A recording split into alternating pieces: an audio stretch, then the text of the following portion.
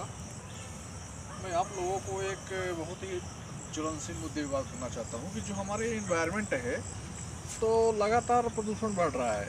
इसके लिए हमें सख्त कदम उठाने की ज़रूरत है और इसके लिए हमें प्रॉपर ये चाहिए कि एक टीम बनाई जाए और टीम में एक अच्छे गाइडेंस प्रोवाइड किया जाए कि हमें इन्वायरमेंट को कैसे मैनेज करना है और एक समिति बनाई जाए, उसमें से ये संशोधन किया जाए कि हमें पर्यावरण के किस मुद्दे पे बात करनी चाहिए। दरअसल मुद्दे कई सारे हैं और हम सरकार के पास लागत भी इतनी नहीं है कि वो सिर्फ सारे पैसे एक ही सेक्टर में खर्चा कर सके। एक मिनट सर, लेकिन एक मिनट सर, अगर ग्राउंड लेवल में ये वर्क किया जाए तो क्या बेनिफिट्स होगा?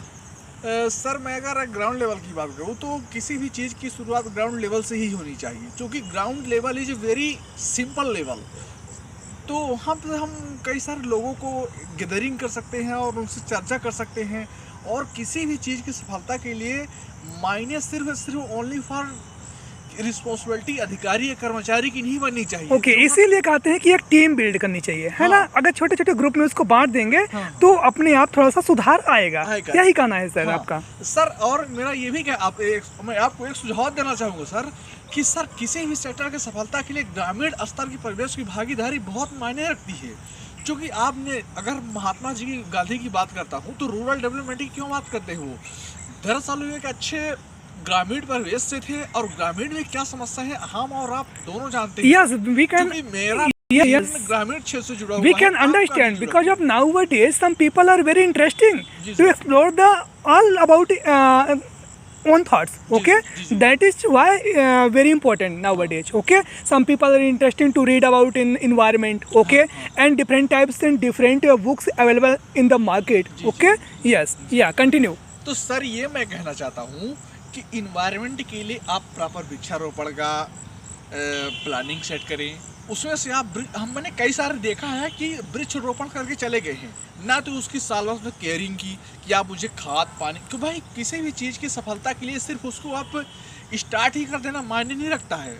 मायने वो भी है पर आप उसके लिए प्रॉपर काम करें, उसमें एक टाइम से खाद, टाइम से पानी, उसकी एक ग्राउंड लेवल पे एक बैकवर्ड एरिया बनाइए जिसमें से प्रॉपर उसका संरक्षण किया जाए। इसके लिए हम थोड़ा एनजीटी से भी बात कर लेते हैं, चूँकि वो नेशनल ग्रीन ट्रिब्यूनल 2010 का बना हुआ है, तो हमारे कई सारे सुझाव दे सकता है कि हम इसके लिए और क्या बेहतर कर सकते हैं। इसके लिए कई सारे कन्वेंशंस हैं, जैसे हमारा हो गया जैव विविधता अधिनियम 2001 और उसमें पृथ्वी शिखर सम्मेलन 1992। तो ये सारे कई सारे डायमेंशन जिससे हम बहुत कुछ सीख सकते हैं सर। ओके, तो कहने का मतलब ऐसा है कि अगर सरकार ने कोई अगर स्कीम लॉन्च की है तो इम्प्लीमेंट होना चाहिए। ओके, और हम सबकी ये रिस्पॉन्सिबिलिटी बनती है कि हम अपने छोटे भाइयों और बहनों को बता सकूं कि आप अच्छे से अगर कोई भी वृक्ष आपने लगाया है तो उसको प्रॉपर तरीके से खाद, बीज और पानी देना चाहिए ताकि वो टाइमली ग्रो हो सके। ऐसा सर मैं एक चीज़ और आपको सुझाव देना चाहूँगा कि सर इसके लिए हमारी महिला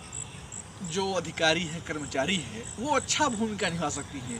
क्योंकि देखिए क्या है ना कि भारत में एक विविधता है और उसमें से जब हम पुरुष सिर्फ ओनली पार्टिसिपेट करते हैं तो कहीं ना कहीं हमारे समाज की मानसिकता को पुरुषवादी मानसिकता बताती है।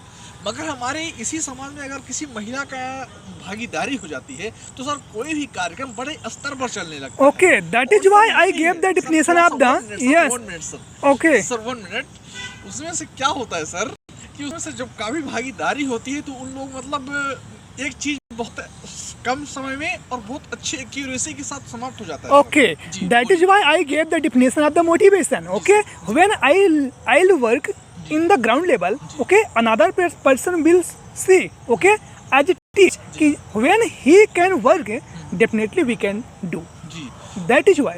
तो सर मैं लास्ट में सुझाव देना चाहूँगा कि सर हमारा यही रिक्वेस्ट है कि किसी भी कार्यक्रम को प्रारंभ करें उसकी प्रॉपर बेहतर प्लानिंग होनी चाहिए और प्लानिंग के साथ जो भी उसमें से पैसे हो और लोगों का सहयोग हो और कुछ हम सुझाव कुछ नया दे सकते